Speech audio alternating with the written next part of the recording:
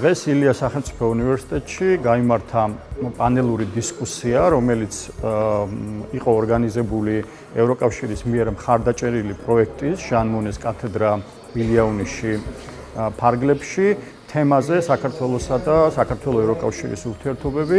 პანელურ დისკუსიაში მონაწილეობას ღებულობდნენ როგორც ადგილობრივი, ასევე საერთაშორისო ექსპერტები, პროფესორები, მათ შორის პოლიტიკის მეცნიერების დარგში აღიარებული მეცნიერები, ტანია ბორცელი და თომას რისე. დისკუსიის ფარგლებში მონაწილეებმა განიხილეს ბევრი ასპექტი საქართველოს ევროკავშირის ურთიერთობების, მათ შორის შიდა რეფორმების პროცესი ევროკავშირთან დაახლოების ფარგლებში, ასევე გეოპოლიტიკური ასპექტები საქართველოსა და ევროკავშირის ურთიერთობების, კანდიდატის სტატუსის მნიშვნელობა და გამოწვევები ევროკავშირთან შემდგომი ინტეგრაციის გზაზე.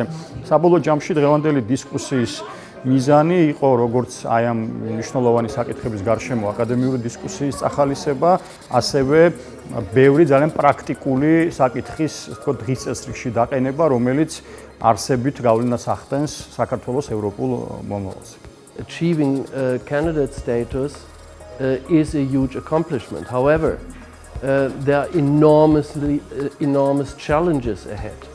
The EU still has the Copenhagen criteria, and that means you have to be a stable democracy, you have to have the rule of law in place, you have to fight corruption, etc. And there are huge political challenges for Georgia, as far as I can tell, to really become a member.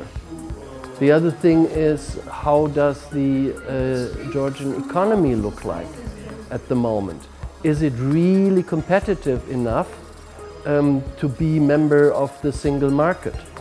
So, in a way, this candidate status is only a first step in a rather extended process.